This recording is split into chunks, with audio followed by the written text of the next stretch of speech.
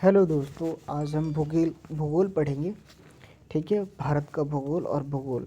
सर्वप्रथम भूगोल शब्द का प्रयोग इस्टथस इरेस्टो एरेस्टोस्थेनीज एरेटस्थेनीज ने किया था। ठीक है ना।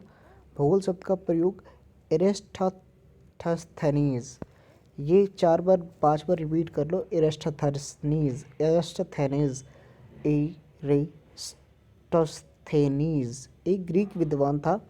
ठीक है ना। एरेस्टोस्थेनीज और 276 ईस्वी से लेकर के 194 ईस्वी पूर्व ने किया।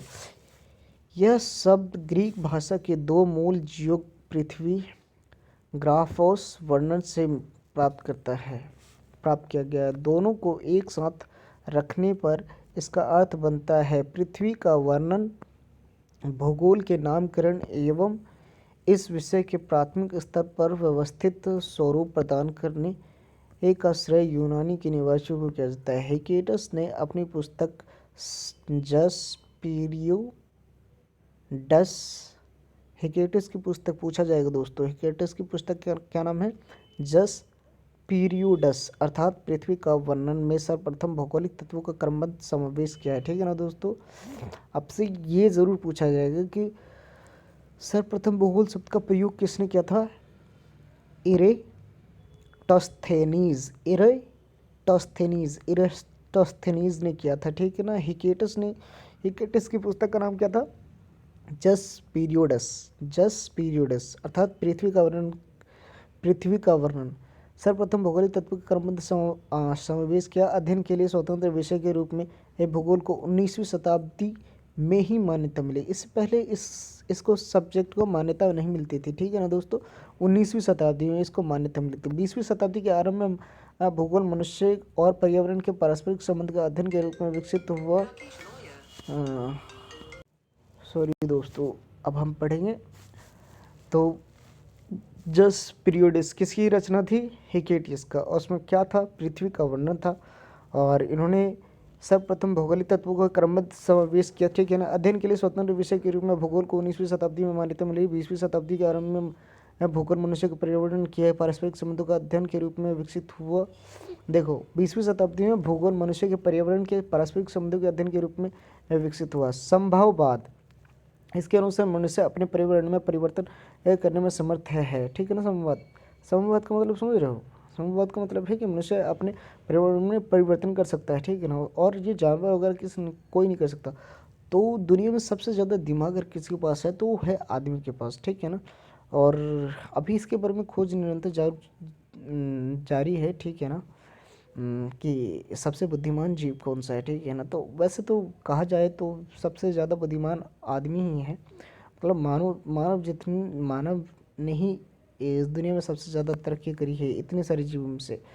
कहा जाता है कि हिंदू ग्रंथों में कहा जाता है कि 84 लाख के करीबन या 84,000 के करीबन, हाँ आई डोंट नो कितना है, इतने लोगों का जन्म हुआ है, इतने जीव जंतु है।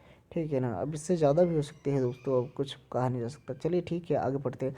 समुद्र, इसके अनुसार संभववाद, इसके अनुसार मनुष्य अपने पर्यावरण में परिवर्तन करने में समर्थ है तथा वह प्रकृति प्रदत्त अनेक संभावनाओं को अपनी इच्छा के अनुसार प्रयोग कर सकता है। इस विचारधारा के समर्थक है भूगोलवेत्ता वाइडल, डीला, ब्लॉस और फैब्रो। देखो, ये जो है ना संभववाद, ये किन्होंने इसके बारे में बताया? वाइडल, डीला, ब्लॉस और फैब्रो। ये क्वेश्चन पूछा जाएगा दोस्तों। ठीक है ना।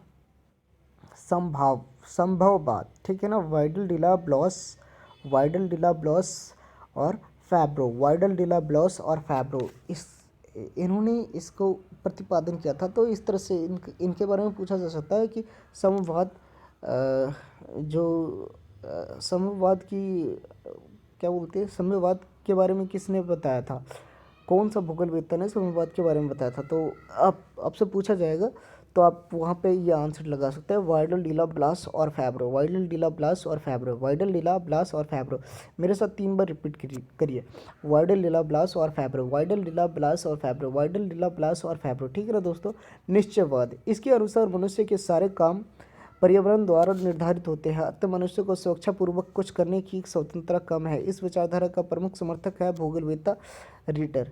देखो, निश्चयवाद का मतलब होता है कि आप निश्चय अपने आप ही सब कुछ हो जाएगा, मनुष्य को कुछ करने की जरूरत नहीं है, ठीक है ना। अतः मनुष्य को स्वेच्छापूर्वक कुछ करने की स्वतंत्रता कम है। इस विचारधारा का प्रमुख समर्थक भूगोलवेत्ता है रिटर रैटजेले। तो आपको इसमें 4-5 मुख्य चीज़ें हैं जो कि तो आपको बहुत ज़्यादा याद करना है। सबसे पहले तो इरेटस्थेनीज। देखो, प्रोनाउंसिएशन में थोड़ी सी दिक्कत हो रही है दोस्तों, तो कोई बात नहीं। इरेटस्थेनीज आप एडजस्ट कर लीजिएगा। और आपको लिखा हुआ दिख रहा है शुरू के पहली लाइन में, इरेटस्थेनीज 276 ईस्वी से 194 ईस्वी तक, ठीक है ना। इन्होंने जियोग्राफ्स पृथ्वी का वर्णन एक शब्द दिया था। फिर हिकेटियस ने जस्ट पीरियड्स एक किताब लिखी जिसमें पृथ्वी का वर्णन मिलता है, ठीक है। फिर उसके बाद आता है संभववाद, ठीक है ना।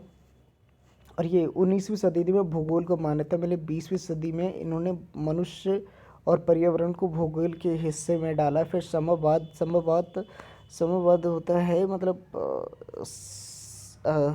मनुष्य इसके अनुसार मनुष्य अपने पर्यावरण में परिवर्तन करने में समर्थ है तथा वह प्रकृति प्रदत्त अनेक संभावनाओं को अपनी इच्छा के अनुसार उपयोग कर सकता है। इस विचारधारा का समर्थक भूगोलवेत्ता।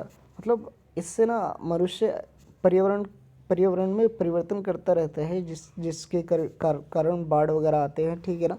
जैसे डैम बना दिया, ये सब है। तो ये संभववाद है। इसमें है निश्चयवाद। इसके अनुसार मनुष्य के सारे काम पर्यावरण द्वारा निर्धारित होते हैं और इसका मतलब है कि और अतः मनुष्य को स्वेच्छापूर्वक कुछ करने की स्वतंत्रता कम है। मतलब इससे निश्चयवाद का मतलब है कि जो पर्यावरण है वो मनुष्य के लिए सब कुछ कर देता है, तो आदमी को करने की ज़रूरत नहीं पड़ती। मगर आदमी करता है ये संभववाद के तरीके से, और निश्चयवाद ये अपने आप ही निश्चय हो रखा है, प्राकृतिक ने सारा कुछ तय कर रखा है, ऐसा कहा जाता है। तो ये संभववाद के लिए कौन जिम्मेवार है? संभववाद के भूगोलवेत्ता का नाम है वाइडल, डिला, ब्लॉस और फैब्रो। और निश्चयवाद का रिटल और रैटजेल, ठीक है ना। नवीन निश्चयवाद का संस्थापक एलन सैम्पल और हटिंगटन। और फिर अधिक निश्चयवाद के और भी नए विचारधारक बने हैं, जैसे नवीन निश्चयवाद का संस्थापक एलन सैम्पल है, ठीक है ना। ठीक है दोस्तों, अब हम भूगोल का कुछ परिभाषाएं पढ़ लेते हैं, फिर उसके बाद अगले दिन पढ़ेंगे ब्रह्मांड के बारे में। तो अभी पढ़ते हैं, पहले इसके बारे में जान लेते हैं। भूगोल का जनक हिकेटियस को कहा जाता है। भूगोल का जनक हिकेटियस को, वर्तमान भूगोल का जनक अलेक्जेंडर वॉन हम्बोल्ट को, व्यवस्थित भूगोल का जनक इरेस्टोथनीज को, भौतिक भूगोल का जनक पॉलिडोनियम को कहा जाता है। संस्कृत भूगोल का जन्म कार्लो ओ शावर और गणितीय भूगोल के संस्थापक थेल्स व एनेक्सिमेंडर। विश्व ग्लोब का निर्माता मार्टिन बैहम। विश्व मानचित्र के निर्माणकर्ता एनेक्सिमेंडर। भौगोलिक विश्वकोश का रचनाकार एस्ट्राबो। ठीक है, तो ये 9 चीज़ तो आपको मुंह पर याद होना चाहिए, ठीक है ना। जैसे भूगोल का जनक हिकेटियस, वर्तमान भूगोल का जनक अलेक्जेंडर वान हम्बोल्ट और व्यवस्थित भूगोल का जनक इरेस्टोथनीज। और फिर हो गया इरेटस्थेनीज। फिर हो गया भौतिक भूगोल का जनक पॉलिडोनियम। फिर हो गया सांस्कृतिक भूगोल कार्ल ओ शावर। फिर हो गया गणितीय भूगोल थेल्स व एनेक्सिमेंडर। विश्व ग्लोब का निर्माता हो गया मार्टिन बैहम। इन्होंने सबसे पहले विश्व का ग्लोब का निर्माण किया था, मार्टिन बैहम ने। विश्व मानचित्र के निर्माण करता है एनेक्सिमेंडर और भौगोलिक विश्वकोश का रचनाकार एस्ट्राबो। अभी देखिए, भूगोल के बारे में कुछ परिभाषाएं दी गई हैं, उसके बारे में हम पढ़ेंगे दोस्तों। भूगोल एक ऐसा स्वतंत्र विषय है जिसका उद्देश्य लोगों को विश्व, आकाशीय पिंडों, स्थल, महासागरों, जीव जंतु, वनस्पति, फलों तथा भूतल धरातल के क्षेत्रों में देखी जाने वाली प्रत्येक अन्य वस्तु का ज्ञान प्राप्त करना है। स्ट्रैबो ने कहा था, भूगोल पृथ्वी की झलक का स्वर्ग में देखने वाला आभामान विज्ञान है। क्लैडियस टॉलमी ने स्वर्ग की तुलना करी थी, और स्ट्रैबो ने पूरा एक विवरण दिया जिसमें कि जीव जंतु सारे कुछ फल फूल वनस्पति इनके बारे में, और भूतल धरातल ये सब के बारे में। और कार्ल रिटर ने भूगोल वह विज्ञान है जिसमें पृथ्वी को स्वतंत्र ग्रह के रूप में मान्यता देते हुए उसके समस्त लक्षणों, घटनाओं और उसके अंत संबंध का अध्ययन किया जाता है, कार्ल रिटर ने। और फिर आर्थर होम्स ने कहा भूगोल में पृथ्वी के उस भाग का अध्ययन किया जाता है जो मानव के रहने का स्थान है। ठीक है ना, ऐसा नहीं है, भूगोल में सारा कुछ ही आ जाता है दोस्तों। तो हम इसके बारे में फिर आगे चर्चा करेंगे। देख लो स्ट्रैबो, ये पूछा जाता है भूगोल की कुछ परिभाषा है। स्ट्रैबो ने क्या दिया था, महासागरों वगैरह सभी के बारे में। और कैलेडियस ने क्या कहा था, भूगोल पृथ्वी की झलक को स्वर्ग में देखने वाला आभामय विज्ञान है। ठीक है ना। और कार्ल रिटर ने कहा था भूगोल वह विज्ञान है जिसमें पृथ्वी को स्वतंत्र ग्रह के रूप में मान्यता देते हुए उसके समस्त लक्षणों, घटनाओं और उसके के बारे में जानने की जरूरत। ठीक है ना। और भूगोल में पृथ्वी, और ये आर्थर होम्स ने कहा था कि मानव के रहने के स्थान पे। कार्ल रिटर ने पृथ्वी के स्वतंत्र ग्रह के रूप में, और कैलेडियस टॉलमी स्वर्ग के रूप में। स्ट्रैबो महासागरों के पूरे और जीव जंतु के बारे में, और कैलेडियस स्वर्ग के रूप में, और कार्ल लिटर मतलब स्वतंत्र ग्रह के रूप में, और आर्थर होम्स ने मानव के रहने। ठीक है ना। तो अब हम नेक्स्ट लेक्चर में पढ़ेंगे और आगे। ठीक है, बाय।